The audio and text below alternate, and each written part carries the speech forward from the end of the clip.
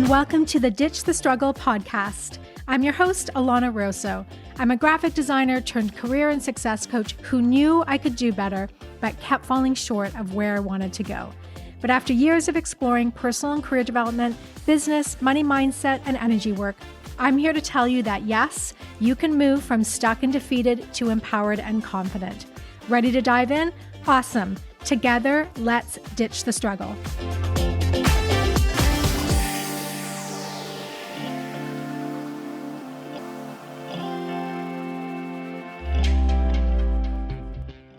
Hi, everyone. We have an interview today with an incredible jewelry designer, and she is a podcast host, and I think she's a true maven. That's what I think. She's incredible. So I'm going to read the bio for Leah Yard, and then we will dive into an incredible conversation about imposter syndrome, self-doubt, all those good things, my favorite things. Leah is the owner designer behind the demi-fine jewelry brand Leah Yard Designs in Vancouver. She is also the host of the Voted Least Likely podcast, a show dedicated to making new entrepreneurs feel less alone on their journey. From living on a lighthouse island as a child, to dropping out of high school and working entry-level jobs for over a decade, to accidentally becoming an entrepreneur, Leah's story is far from glamorous. This unique journey shaped her ability to imagine, create with her hands, and think outside the box. The brand inspiration is reinvention. Throughout the collection, you'll find adjustable lengths, convertible styles, and removable charms. Leah designs pieces that celebrate what makes you uniquely you. Let's dive into the conversation. Welcome, Leah. Thrilled to have you on the show. I know we've been meaning to chat for a while, so nice to see you. Thank you so much for having me. I'm thrilled to be here. It's so nice to be on this side of the mic. Yes, you have a podcast, which we'll talk about in a bit. I would just love to start with some of your backstory and dive right in. Yeah, absolutely. So my name is Leah. I am the owner of the demi-fine jewelry brand Leah Yard Designs here in Vancouver. And then I'm also a host of the podcast Voted Least Likely, which is all about failure and demystifying what it means to be successful. I had a very unusual upbringing where I lived on an isolated lighthouse island for 4 years of my childhood. And then I dropped out of high school and worked entry-level jobs for over a decade and really accidentally became an entrepreneur. I am not a born entrepreneur whatsoever. So it's been a lot of trial and error, a lot of failure. And I struggled with what you see when you look online about what an entrepreneur looks like. I didn't fit that mold at all. Didn't have the education, didn't have the family background, didn't have the travel background, anything like that. And so I really struggled to launch my brand and make it successful just because I felt like such an imposter for so many years. And then as soon as I started kind of sharing my story just in person and on the podcast and just with other entrepreneurs, then I realized that nobody knows what they're doing. That is the secret. No one knows what they're doing. Secret. Yeah. And so as soon as I kind of realized that, it definitely alleviated this pressure that I put on myself to fit this mold.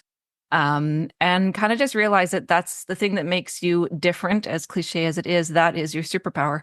And there's no one that has a story like mine. There's no one that has a story like anybody else. And once I realized that just accepting that and celebrating that was the key to success, everything kind of clicked for me. And take me back then to working entry-level jobs. Those are hard, like minimum wage jobs, right? So you're busting it. What is going through your head as you're like living that life? And you said you were doing it for 10 years. Yeah. So I moved out when I was fairly young and I got my first apartment when I was 17. I had 2 jobs. I worked in a deli in the day and then as a janitor at night. And I was raised to believe that without an education, you will not be successful. Like that was just a hard deal breaker. And I believed it. I had lived a very protected life. We lived in these very isolated environments. So I didn't see success in a variety of ways. I kind of only knew what I was told. So I didn't question it. So I thought I will just work shitty jobs for an indefinite amount of time. And then hopefully maybe one day I will move my way up somewhere if I just sacrifice as much time as I can. And it sounds bleak, but that was kind of my 20s.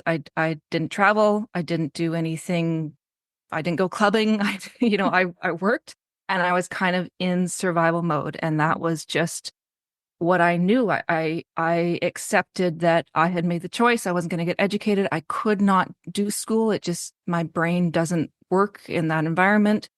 I had a lot of mental health issues and struggles, and I could not get myself going. So I just thought, well, this is it. And I honestly just kind of resided to that as this will be my life. I will just work these entry-level jobs and that will be it. And finally, I moved out to Vancouver during all of this. And it was once you start seeing other people living different lives and different paths and seeing that people got there in different ways, you start realizing, oh, maybe it's not quite what I was told, not quite what I was set up to believe. And I still think there's huge value in education. I still come up with it a lot today, that there's places where I do lack in areas and it does hold me back, that I don't have formal training in that. But there's other ways you can learn and excel and get ahead. And everybody's got something to offer. And looking back, there's times where I think, oh, I wish I'd, spent those years doing something else. But I also know that, I was really developing a work ethic. I was able to see kind of all sides of things. I never judge anybody for any job they have. Like, there is honor in any job. Every job is important. I was at the bottom of the bottom for a long time. And, I think that perspective keeps me grounded. I know that I'm not entitled to anything. I'm very aware of that. So I kind of flip back and forth. There's things I wish I had experienced when I was younger, but I also feel like I got a pretty good education in just, going through and having those quote unquote, unglamorous jobs. Yeah. I mean, the work ethic, the blood, sweat, and tears, it does have value. And that's one of the things I know we're talking about, like ditching the struggle on the show, but there is value in certain struggles. I do think they're necessary. So I kind of like to say this is the show about like ditching the unnecessary struggle, but it doesn't sound as good, right? But that work ethic, that like ability to keep showing up when it's so hard and you just don't know what the next day is going to look like and how are things going to change, and the mental fortitude it takes to get through that. Yeah. I think you just set yourself up to be an entrepreneur because like, as you know, being an entrepreneur is not easy. And that's one of the things that I love that you're shedding light on, that it is not glamorous. Yeah. 100%. Yeah. It is funny because there's definitely days where I'm running this brand now and it's like, oh God, this reminds me of, my younger days having a job that I didn't like. There's a lot that goes into it that isn't fun, and you have to just put the work in and you have to do it.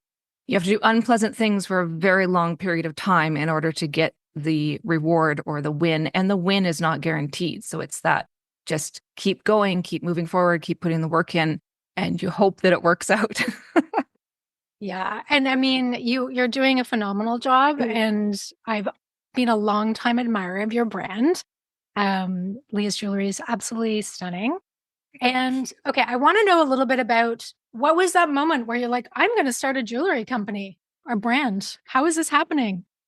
I feel like I can't quite pinpoint when it happened. So I've always loved working with my hands. I've always been creative. That was something, when we lived in these isolated areas, that was kind of the gift of that. There was no stores. There was no, there wasn't internet then. There wasn't a place you could just go and buy things to make crafts. Like, we had to make our crafts out of what we could find on the island. And so that really unknowingly shaped my ability to create and to think outside the box and to problem solve. So that I love and I'm so grateful for. And so I had always just done that. And through my 20s, when I, was struggling with a lot of depression and anxiety and that, working with my hands, making something, creating something was so therapeutic. So I had done it on the side as a hobby for many years. When I moved to Vancouver, I remember I had a friend who was just she's a born entrepreneur. She just has this entrepreneurial spirit. And I remember her saying, like, why don't you just put it up on Etsy? Like, just try. And that to me was like a huge thing. Like I thought, oh my God, that's massive. And I'm a very all or nothing person. So I thought, what about taxes? What about shipping? What about, all these things that like I hadn't even tried it yet. And I tend to operate that way. And she's very throw caution to the wind and just try. So I put a few things up and sales were kind of trickling in. And I did that for many years. So that was my first official launch. That was in 2013. And then I did, again, kept working a lot of retail. And then I eventually started doing in-person events. And I was very late to doing that. I just wanted to hide online. I didn't want anyone to ask me questions face to face. I didn't want to face the public. I just wanted to hide on the internet and hope that someone would discover my brand, which in hindsight is ridiculous, but that's what I thought would happen. It makes total sense to someone who is a little introverted and a creative. I think like that would be the dream. You just kind of hide behind the screen and everyone buys your stuff. But totally. Vogue just comes knocking, So I started doing events, and then that was when it kind of clicked in the sense of, I was watching people experience my jewelry in person. And this is 5 years later. I think it wasn't till 2018 that I actually started doing in-person events. So again, I was hiding online for a very long time. And then, it all kind of clicked. And then I remember at the time thinking, you know what, I'm just going to try this because what have I got to lose? It's not like I had gone to school, built a career, and had worked my way up the corporate ladder. And now I had a lot that I was leaving. I wasn't really leaving much. I could always go and get another job. I could always, I hadn't invested necessarily in one area. And so I took the leap, and it was very difficult. One of the biggest struggles for me was just overcoming my own flaws, which if you're an entrepreneur, oh my God, you learn what those are right away. And now I didn't have that safety net of a job. So now it was, I have to overcome my flaws. I can't just put this off to the side anymore. I have to get my shit together. I have to be comfortable putting myself out there, and being the face of this brand. And that was a culture shock for me. And did you just make the leap from working and said, okay, at some point I'm just going to do this full time, and you decided to like let, the part-time retail sales job go and all those things? I worked a ton of retail, so I know how that is very enticing to be like, I'm just going to work part-time. So it's enough money to, pay certain bills and things like that. But it sounds like at some point you made a leap. I made a leap. I tapered down and then I made a leap. Again, I'm very all or nothing, even though it takes me a long time to make the decision or commitment. Once I do, that's it. And, I had worked for so long and, hadn't done any fabulous travel. So I had savings. So I had that safety net that I knew I had, which I'm very grateful for. And I have very frugal parents, which I knew how to save. So I was very grateful for Sounds that. like there was discipline. Yes, definitely discipline. So it wasn't an irresponsible decision. It was still a risk, but I did have that sense of safety net. But for me, I was the type of employee, because whenever I had a job, I had always needed a job. As soon as I had started working, I needed to be working. I never had a job when I was younger just for disposable income. So when I was an employee, that came first. And so I wasn't one of those people who I could have a job and then go home and leave it behind. I was an employee first. So trying to balance that while building your own business was really hard for me. So I had to just leave. It's not necessarily what I would recommend for everybody, but you just have to know yourself. And I knew myself, and I knew that I had already said no to opportunities because my day job, had asked something of me, and I would always put that first.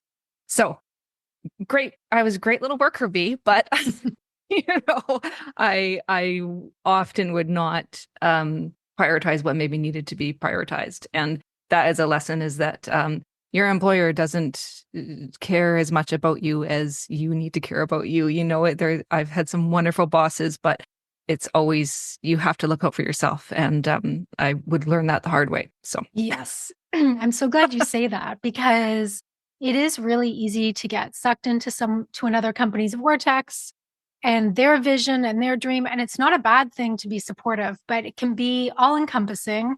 And at the end of the day, it is their dream, their vision, their profit margins, and they will not care about you as much as they do about their business. It's just, it's the bottom line. And especially the more you go into corporate, the less it is about the actual human being. And I've seen that, experienced that. I observe it all the time.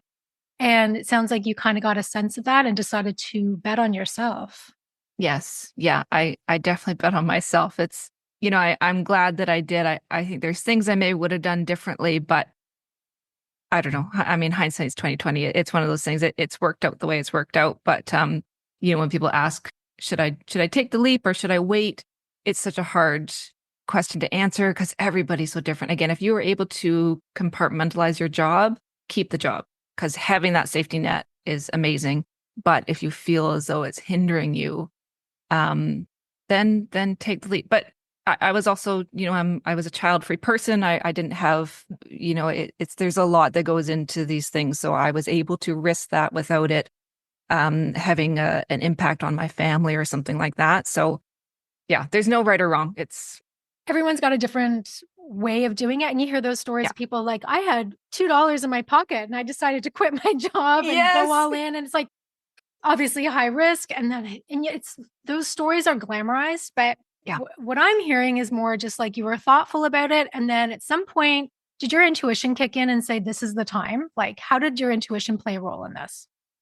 You know what? I really didn't listen to my intuition until my 30s, I would say. Like I was just raised in a very logical, how do I say it? Like just a very black and white, practical belief system. So, you know, how things feel or listen to your intuition, that is not conversations that were had at home. It was never, you know, if you feel something isn't right, it's not right. Like, no, like that just wasn't part of my upbringing. And so I ignored a lot of red flags in my 20s and a lot of these feelings that I should have been tapping into. And so when I left and I started this, I genuinely believed I was going to fail. And I believed I was going to fail because logically on paper, it didn't make sense that I would succeed. I didn't have the education. I didn't have the background. Nobody in my family is interested in fashion. It's seen as a very frivolous, strange thing to even be interested in. And so turning that into a business is just the most irresponsible thing you could do. So for me on paper, I was 100% going to fail. But I thought I just couldn't let it go. This idea of like, well, why not? And I remember even thinking, I just have to see the failure through. Like, I just have to see it through. So I know for myself that, yeah, it was a bad idea. Great. I'll start over and do something else.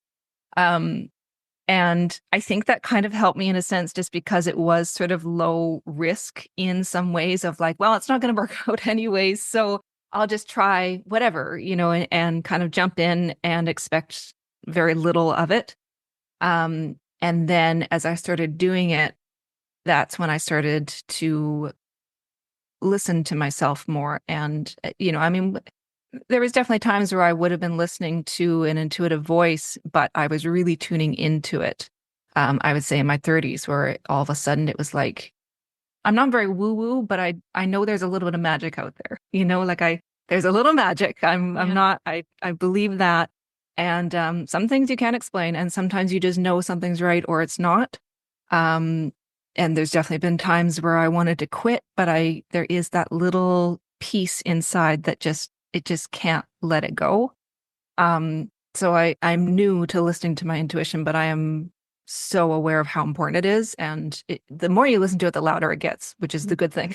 Yeah. And then it becomes almost comforting because you have something to kind of turn to and tune into that allows you to keep going forward. Totally. So, what do you tell yourself when you're having those days where you're like, I just want to quit? I'm packing this all up. I'm done. I'm out of here. I depends on how bad it is. So there's sometimes where, especially in the last few years, I mean, since 2020, I have 100% considered quitting. And a few things I've started to have some safety nets in place for when I start thinking this. So one is I consider why I'm doing it because I was told I was going to fail. And so sometimes my motivation is that feeling of I want to prove people wrong. And that's fine for motivation, but that can't be why I want to be successful. And so I check in, am I hanging on solely for that? Some days it feels like yes. And so I sleep on it and then I ask, and then I ask again. But that's kind of a guiding light for me is, what are the reasons I'm doing it for? Am I hanging on just to prove people wrong? Another thing I think about is if I knew that, let's say 2 years from now, it all worked out in a way that like I reached a level that could never have possibly imagined, would that all be worth it? And I try to have a time, I don't have a specific time, but I'll kind of, depending on how I'm feeling, if I'm really want to quit, I'll say, what about a year? Because I can hang on for a year. So, and just think like, would I regret not pushing through this hard point? And that's really helped me because, everything passes and there's times where it just is really difficult. Currently in Canada, obviously the economy has taken a dip. Retail, which I know is a very kind way of saying It is very kind. Retail is not what it was. People are spending less on things that are treats like jewelry and things like that. It's not a necessity. And so I'm very aware of that trend right now. So things have been slower and it can be really stressful, but I know that things go in waves and so I think about that. What if next year it all just booms and we have the best year we've ever had? Would it be worth it? And the moment that I think, no, I would be okay letting go and letting it go and knowing that, no, I'm going to miss out on that, then I'll know it's time to quit. But until then, I still want to see it through. I still want to see that piece of that what if is still strong enough for me that I can use that to push through times when I want to quit. But there's still times that I want to quit. I think everybody, you can't say it online, but everybody thinks it, like it's tough. Yeah. I don't think it matters what the project is, the company is, the endeavor. That feeling of quitting comes up. I know I just like maybe 6 weeks ago. So maybe by the time episode 30 aired, just because this is a new podcast for this, I was like, I'm out. Like I really had that bad week of Yeah. You're putting in a lot of effort. You're not sure where it's going. You can't even imagine where it's going. So you're starting to lose vision and you're like, why am I doing this? But, checking in with that, why getting back to your internal motivation, not necessarily external motivation factors, I think is really key. And then sometimes the nap, just having a nap and reading it out. A snack always. I waited a week and I was like, okay, I think I can do this again. It's normal to have that. It's like a mental tennis match, I guess, that's just ongoing. And it also doesn't let you sleep sometimes. Yes, absolutely. Absolutely. And I will say I have a very incredibly supportive partner who I would not be doing any of this without him. It's, and often people will say that they're self-made and I don't believe that, I don't have a lot of family support, but my partner he's amazing and always says things will get better. Things will get better. Just, when we're in a tough spot, if I decided to quit, I know he would support that, but he wants to see me successful too. And so that's another way that I will think, like, I don't want to let him down. Yeah. Like that's something that I will use sometimes as motivation. Like he deserves to see me thrive also. He's sacrificed a lot. He puts in a lot of work. He helps me out a lot. So he deserves to see his efforts, work out too, and to have this life that I want for us. So all the mind games you can use to Yeah, it's to such get a like yourself on track.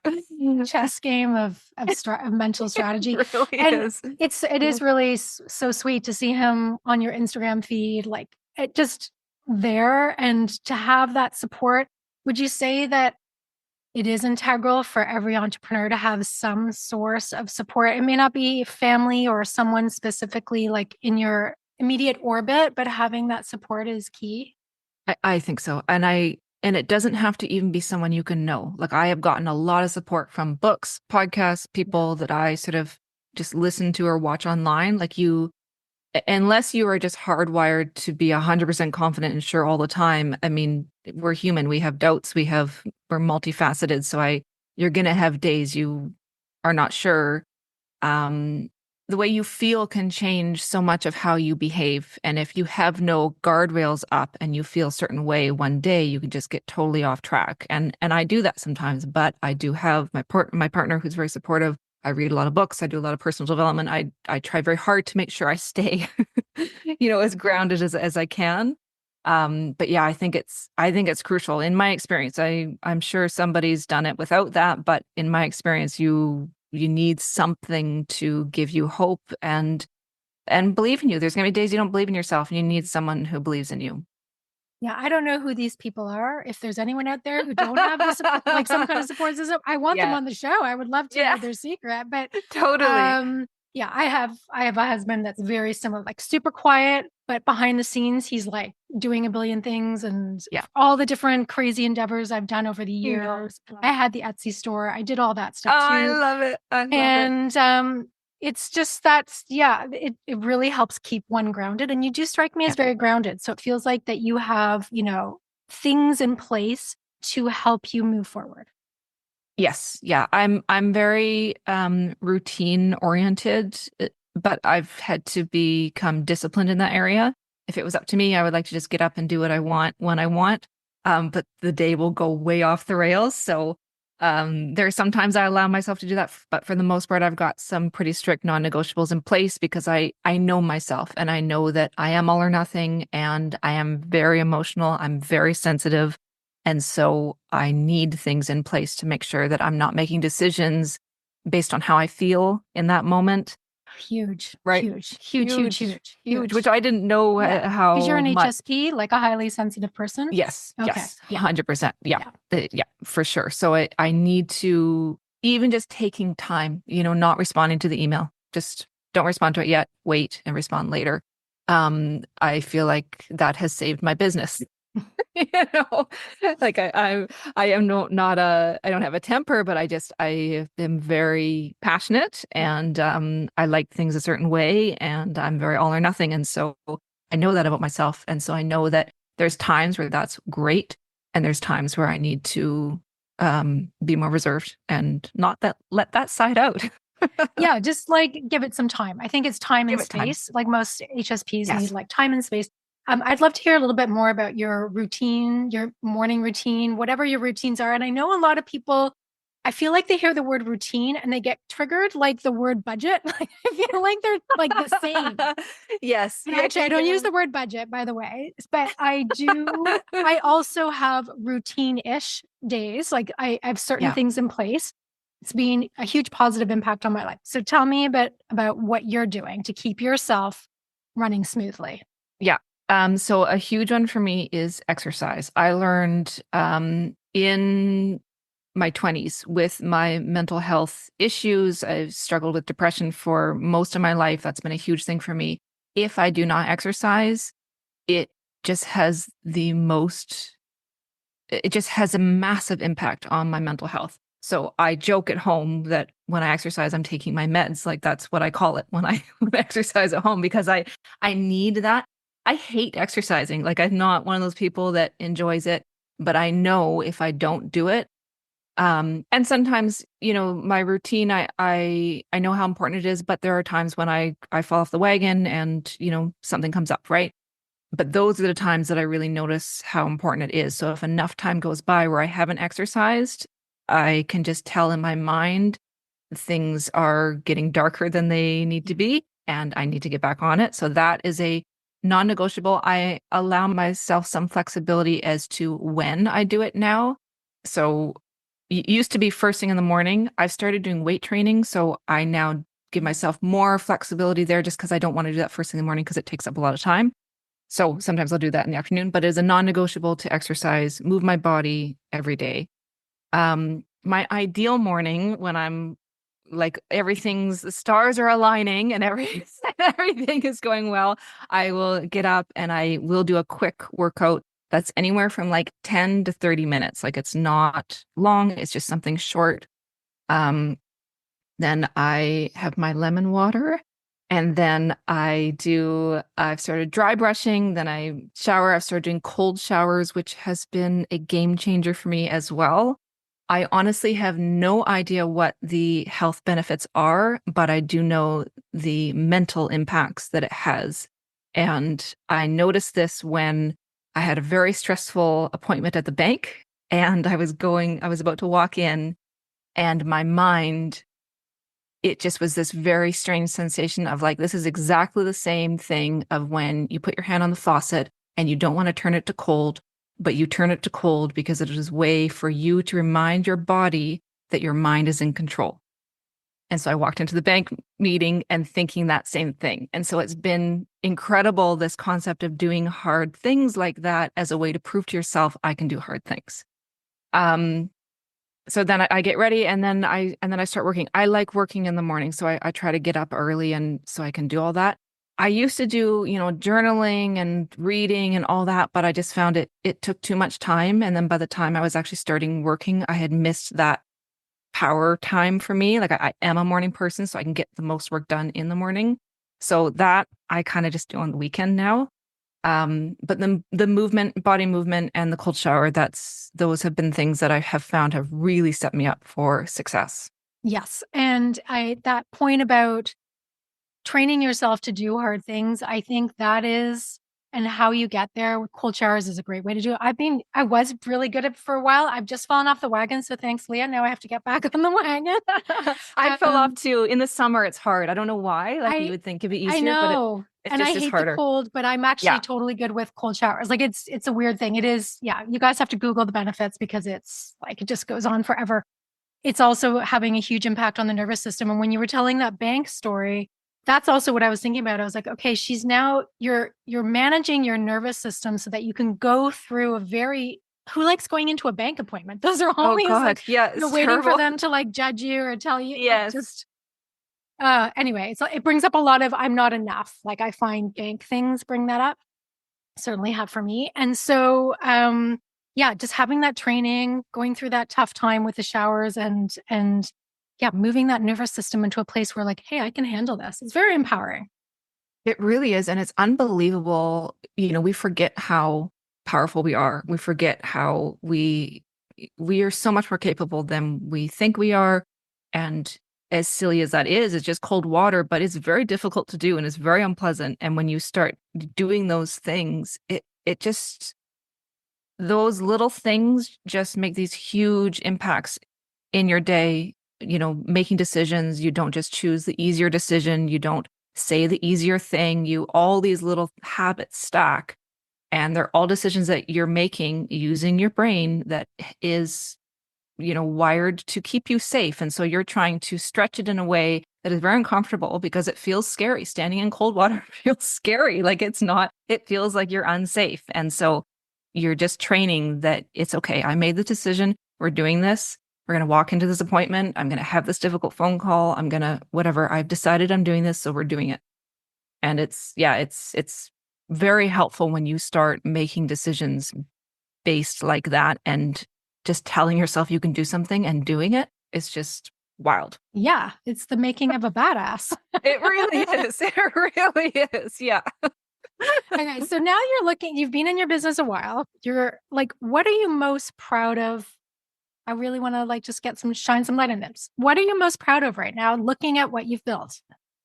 100% the community. It's the thing that I'm most surprised by that I've built. It's the thing that I didn't expect to build. Again, I thought I would just be hiding on the internet somewhere, There would be no personal connection. It would just be I make pretty things and people buy pretty things because they somehow discovered me on on the internet. But just connecting with people and building community, it's just unbelievable the importance of it. And especially when things do get hard and you know that there's people genuinely rooting for me and that have been with me for years. And that is so special as somebody who didn't grow up with community. I did Girl Guides by correspondence. Like I didn't have, Is that a thing? that's a thing. Oh. That is an actual thing. Wow. Yeah. Okay. I was homeschooled. Like I didn't have that sense of community. I don't come from a family that has, we didn't have friends over. It wasn't like Wow. just a very antisocial, um, like my parents like to do things their way and kind of be alone, and they would like to live off the grid. Like they're just very, very, very independent, which is amazing.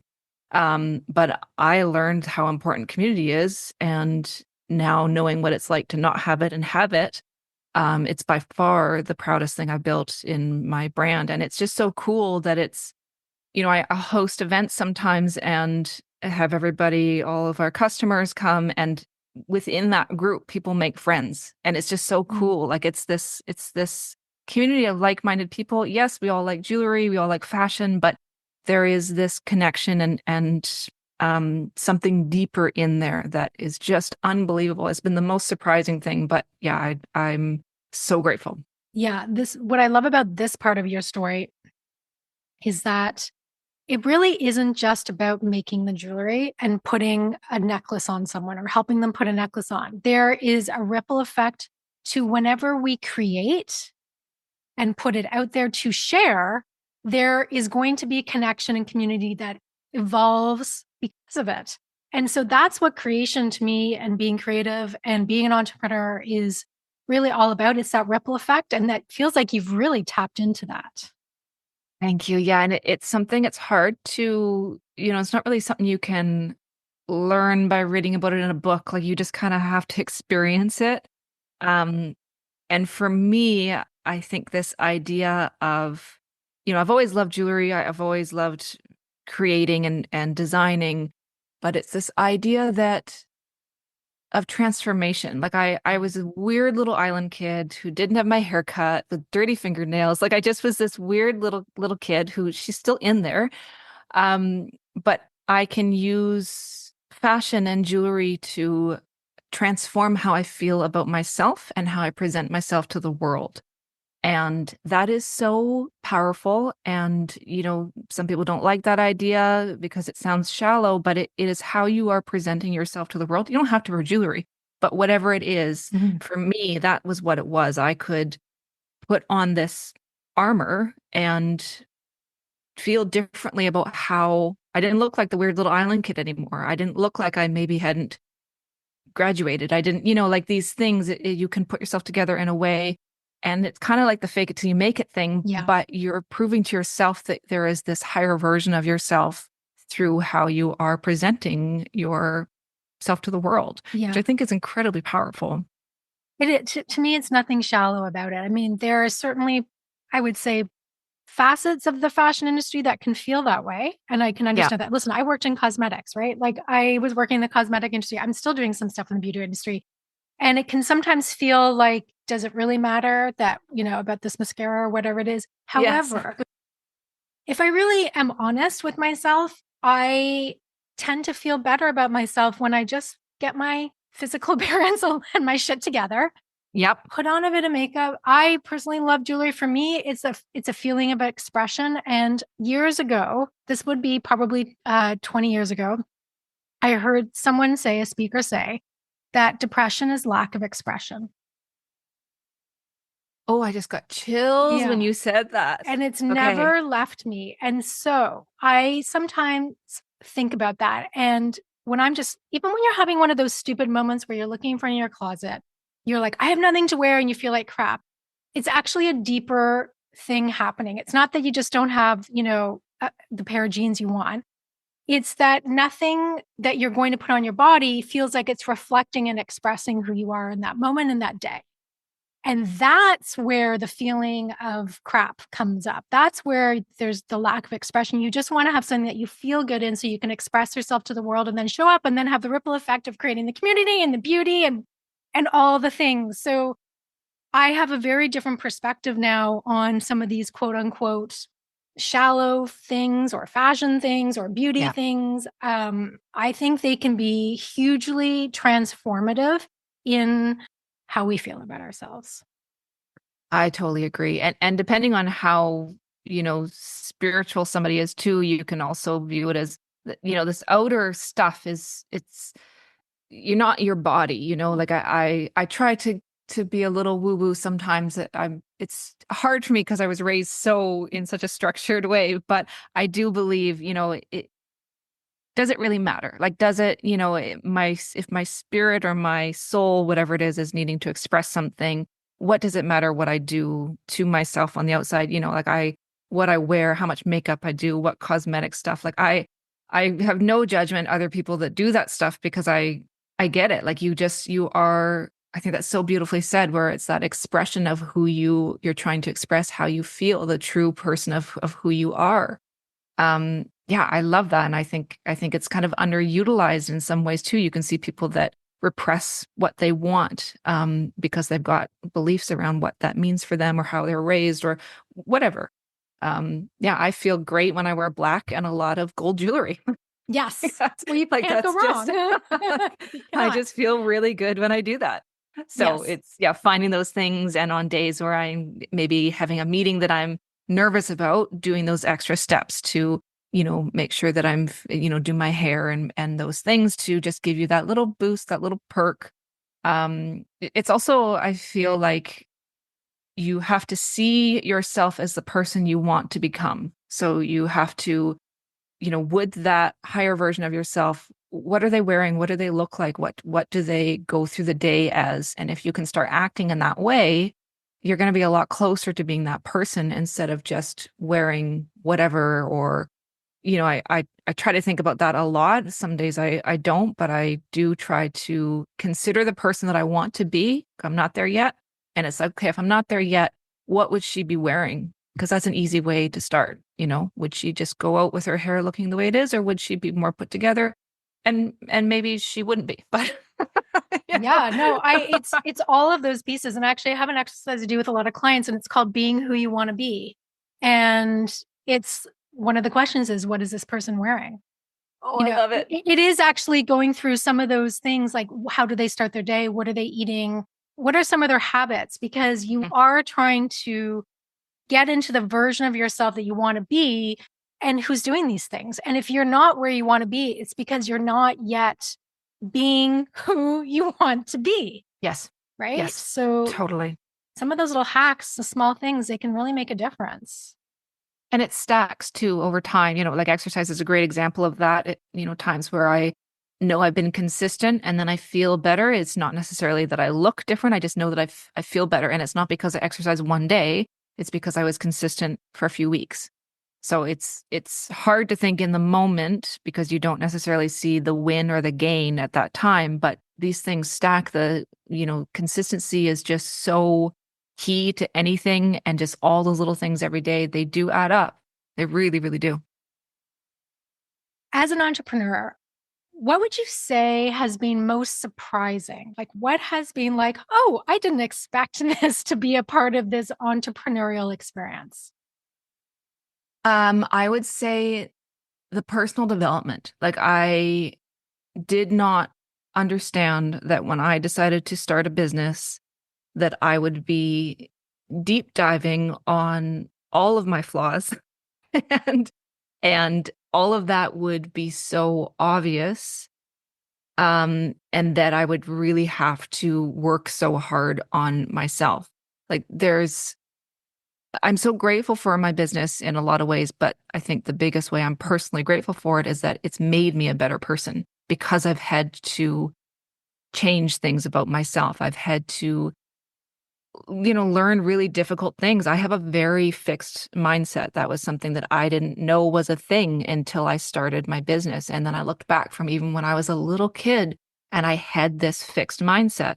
And so it's something that always comes up for me, and I've had to do a lot of work on it. And I'm much more growth mindset or growth minded than I used to be. But I still flip back into that rigid thinking and thinking my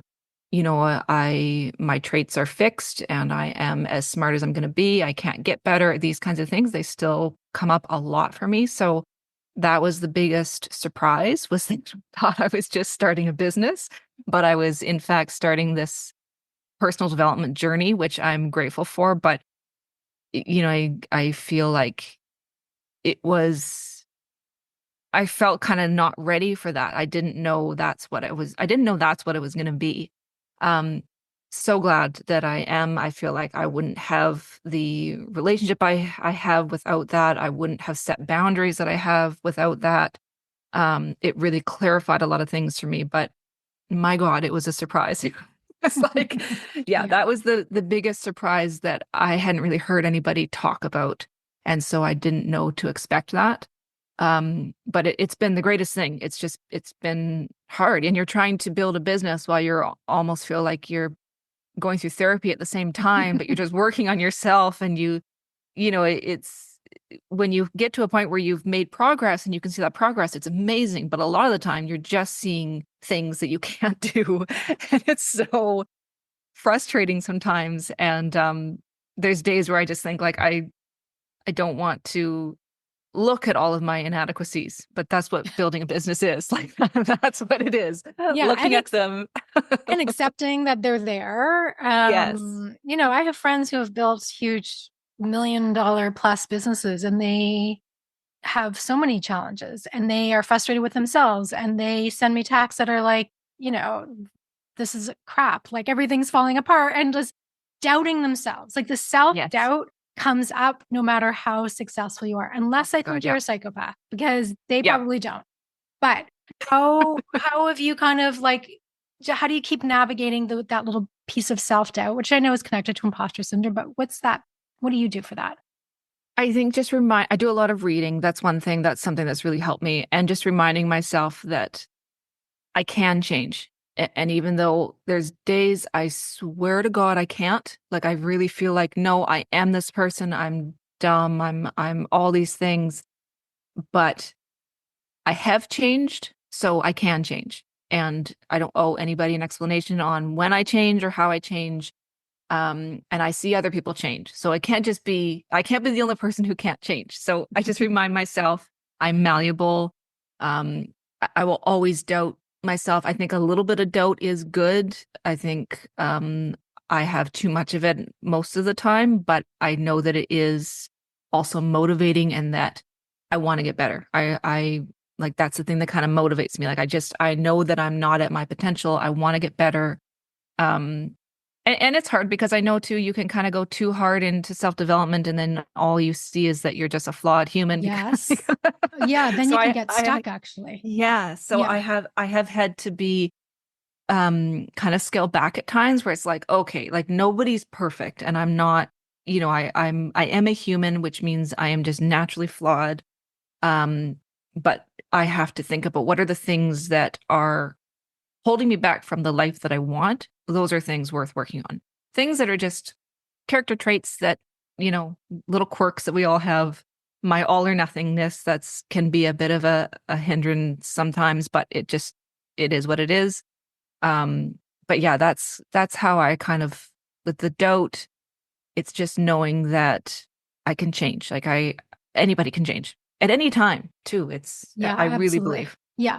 And interesting when you talk about the all or nothing, that's very much associated with the black or white thinking, which is very much into the fixed mindset world. So like whenever I hear someone is very black and white about something, it's like, okay, there's going to be a fixed mindset challenge potentially in certain areas because there's safety in having black and white thinking, because when things are not nebulous and we can't change, it's like a lot easier to be just like, screw this, I can't change, calling it a day, this is it. It's like, and that's what so interesting about being an entrepreneur is when you're forced into doing some of this personal development work in order to move forward, you really have to let go of some of that black and white thinking, the certainty, and you're like, wow, what could actually happen here? What can transform? Who could I actually be? And it can be overwhelming.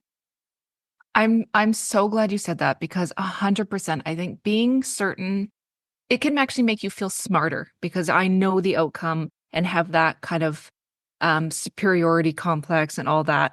And there's people in my family that I can see that come up in their life, and it's that all or nothing thing. And it is the braver thing to do is to just accept that you don't know. But it's really hard, and I can get stuck. And there's times where I've said, very defiantly, like, I'm going to quit. I'm quitting my business because I didn't have the week I wanted to have. Right. So I'm going to just throw in the towel. And that's where my partner will be like, you're not going to quit. Like, it's fine. And he's very growth minded and very calm and relaxed. Um, and so when I'm done being mad about the situation, I can think about it, but I do flip into that so often. And it's really frustrating because when it's happening, it does feel safe because it feels familiar and it feels like this is the little bit of control that I have. I can just shut it all down, and it's my decision to shut it all Yes, down. you feel like you're in control. Totally. And it's ridiculous, and it's not helpful, but it feels safe in the moment. It feels safe. I think you just nailed it there. Familiarity is safety, even if the familiar feeling is crap. It's usually a feeling you had as a kid. Like, you were used to a certain thing as a kid. This is like, I grew up with a lot of conflict and combat in my house. So I was very much used to like chaos and things spinning out. Like, that was my normal world where things felt unsafe. So when things are actually calm, and I've kind of built a life where right now it's like I have long mornings and I get a lot of control over my day. There are times when I feel like I should be back to where I was. Like, it's actually still slightly foreign to me to have breathing room in my day, to be reacting calmly most of the time. So familiarity is safety. It's so true. And it's such a powerful lesson because, I was depressed, severely depressed for so long that I didn't realize that I didn't actually want to be happy. And that sounds crazy. Like, who doesn't want to be happy? And for anybody who hasn't experienced depression, that will sound bizarre, but anybody who has had those moments, it does make sense because I know exactly what to expect when I'm sad. I know exactly how it's going to go. I have full control over it. I can make myself sadder if I want to. But to be happy, all of a sudden you're risking everything because it can be taken away. It's the most terrifying thing to do, to experience joy. Like, it's just because as soon as you do, it's like, shit, something bad's gonna happen. Like, when is the other shoe gonna drop, kind of thing. And I didn't realize that genuinely for years, I didn't want to be happy. I think I wanted to want to be happy, but I didn't want to be happy. And then once again, all through business, you start picking away at these things. Once I realized it was an option and that I was more in control than I understood at the time, that's when things kind of opened up, because it's also was accepting that as where I was at. It's very difficult to say, I don't want to be happy, because that sounds crazy to people.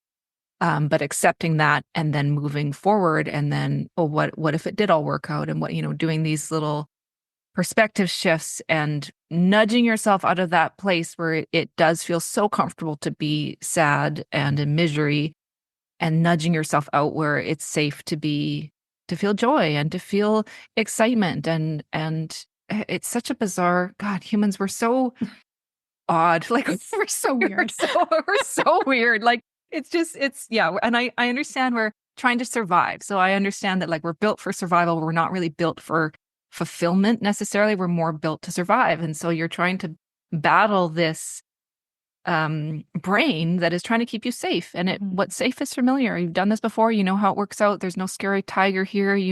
So go in this place. And so you create these loops and habits. But once you start seeing the loops and habits and where they've got you in life, then you realize you have given up control that you actually have. So yeah, you really need to pull out the courage card if you're going to be an entrepreneur, which you are doing. Yes. Thank you. Yeah. It's not every day, but yeah, just to keep going. Yeah. Okay. So I want to ask a question I ask all my guests, and that is, in the spirit of ditching the struggle, what do you feel is most important to commit to? This is such a good question. And I So I love what you're doing, this concept of ditching the struggle. I love this idea of kind of rejecting the hustle culture that's been shoved down our throats for so long. And I am, we've talked about doing hard things, and that is different than the struggle. Like like proving to yourself you can do hard things is crucial, but everything shouldn't be a struggle. And this is a new concept for me because I thought everything should be a struggle. So the biggest thing that has helped is to just set boundaries. And I know boundaries is like a trigger word for people as well, but setting clear boundaries that are easy enough for you to maintain. So something simple I've started doing is just setting an autoresponder over the weekend for my email. And it's such a small thing, but it has given me such a sense of relief because, for one, I am training myself to not respond on the weekend. I'm also training other people that it's okay. I'm proving to other people it's okay to not respond. The autoresponder says, we're closed. It gives links that might answer questions that they have, and then a general guideline of when they'll hear back from the company. And I just think, as somebody who has emailed places and gotten that. I like knowing what to expect. And then it's very clear. And then I don't have to stress as much about responding or worrying that they're maybe getting agitated that I haven't given a response. And we've gotten into this idea that everyone is accessible all the time. And I just think we need to slow down. So that one tiny little tool has just helped my mental health so much. Another boundary is just asking for very clear deadlines, because that's something in business. Everybody thinks what they're doing is the most important thing. And everybody tells you that it's time sensitive. Everybody tells you that they need an answer right away. And most of the time they don't. It's just that that's how they feel. And I feel like that too. When I'm working on something, I'm kind of annoyed that people aren't getting back to me. And then I have to remind myself, like, they've got other things going on. So just asking for very, very clear deadlines on, like, when do you actually need this? When do you really need it? And then I'll put it in the calendar. If I can do it, I'll do it. If I can't, I can't, which is very hard to say no. But I was saying this to someone else, so it's funny. As soon as you say no, oftentimes the deadline gets extended for you. Do you know what I mean? Like, again, it's usually people tell you when they want it, not when they need it. So, and I'm very easy to work with, and I like getting things to people in time, but I just find that the expectation of, turnaround for things, it has gotten so crazy. Yeah. And just giving people that kind of breathing room. And then it also honors somebody else. Like, if somebody gets an autoresponder from me over the weekend, it also means that I'm not going to be asking anything of them on the weekend. Like, I respect their time as well. And again, I think it's just that going back to, maybe a little bit old fashioned, but just having time off. what a time off is old fashioned. What kind of world are we living in? I know. Oh my gosh. But like, the weekend is actually the weekend. Like, it just, it's this wild idea, but we're plugged in all the time. We're on all the time. And I think we need to give each other just some breathing room to just, like, nothing is that, like, it's a jewelry brand. I'm not saving lives. So yes. I'm not saving lives over here either. And I love that, though. That is so simple. And I love these simple things. Like, I tell all my clients, I keep my phone on silent. So if you really need to get a hold of me, I can't have things dinging all day. Yes. Please just email me and I will see it for sure. But I cannot have that feeling of just being, it's just not good for the nervous system. And when you get emails on the weekend, it kind of triggers my nervous system as well. And it's these small things that we don't even notice and that have become normal in our way of working. So I love that you're being like, I'm setting a boundary. I love the word boundary. People might also feel like it's a budget word. Boundaries, budgets, and routine might go in the same bucket. But I'm down with all of them. And I love that. Okay, so where can people find you? And please tell us about your podcast once again. Yes. So I am easy to track down pretty much anywhere. So the jewelry brand is leahyarddesigns.com. Instagram for that is at Leah Yard Designs. I am on TikTok with that account, but I'm not very active on that TikTok account. The podcast side is where things get a little off the rails, and so it's funner. So I'm more active there. So the podcast is called Voted Least Likely. The Instagram for that is just at Leah Yard. And then on TikTok, it's at Leah Yard. And I try to keep things fun and light. And it's all the things that I can't do on the more professional jewelry side that I get to do on that side. If anybody has questions or wants to listen to the podcast, definitely reach out. And I'm active online except for the weekend. Leah, not available on weekend, but wants to talk to you otherwise. I will put all the notes below. We will be able to track you down. And I just really want to thank you for sharing your story. And I want to thank you for putting your podcast out there. I'm a true fan. And if you are thinking about being an entrepreneur or are in that world, please tap into it, because she shares true vulnerable stories that I just really resonate with. And I know people need to hear, because as you said at the beginning, people are not really talking about this and they're glamorizing entrepreneurship, and we need to be more transparent. I agree. Thank you so much. This has been so fun. And thank you for what you're doing, what you're putting out in the world, and reminding all of us to actually enjoy what we're doing, which is so important. This has been so fun. Thank you so much for having me. Thank you, Leah.